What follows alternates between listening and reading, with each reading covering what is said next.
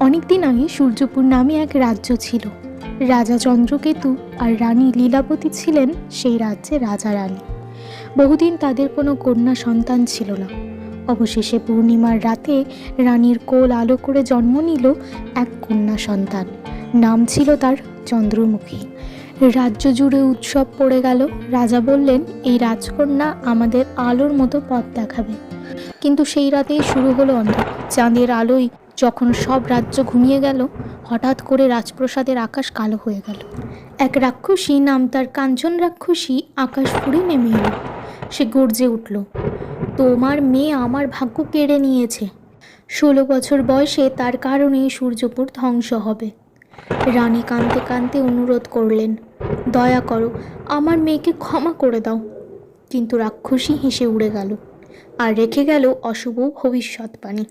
রাজা সমস্ত জ্যোতিষী তান্ত্রিক সাধু ডাকলেন। তারা বললেন, ওকে সাধারণ মানুষদের থেকে দূরে রেখে দিন, তাহলে হয়তো অভিশাপ এড়ানো যাবে। তাই রাজা এক পাহাড়ের উপরে বানালেন এক জাদু দুর্গ।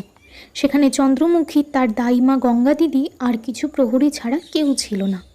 চন্দ্রমুখী বড় হতে লাগলো, গানে ছবিতে ফুলে ভরা। কিন্তু তার চোখে সবসময় একটা প্রশ্ন থাকতো, আমি কি কখনো রাজ্য দেখতে পাবো না? একদিন দুর্গের দেওয়াল টপকে এক ছেলেকে দেখা গেল। তার নাম তরুণ। সে ছিল এক ভবঘুরে।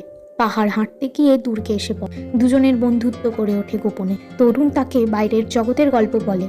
চন্দ্রমুখী প্রথমবার ভাবল, আমি বন্দী নই, আমি স্বাধীন হতে পারি। একদিন রানী দুর্গে হঠাৎ দেখে ফেলে তরুণকে।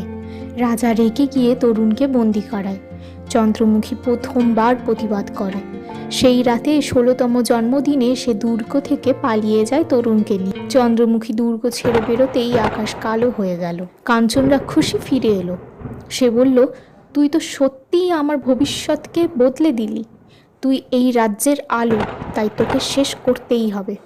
তখন চন্দ্রমুখী বলল, তুমি কেন এত কষ্ট পেয়েছ?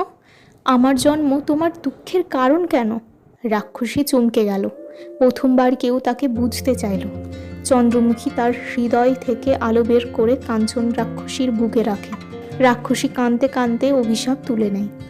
অভিশাপ চলে যাওয়ার পর রাজা রানী রাজ্য জুড়ে উৎসব করেন। তরুণকে রাজকুমারীর পাশে বসিয়ে দেন। চন্দ্রমুখী বলল, আমার রাজ্য হবে এমন যেখানে কেউ বন্দি থাকবে না, কেউ ভয় পাবে না। সূর্যপুরে নতুন যুগ শুরু হলো, ভালোবাসা, সাহস আর ক্ষমার যুগ।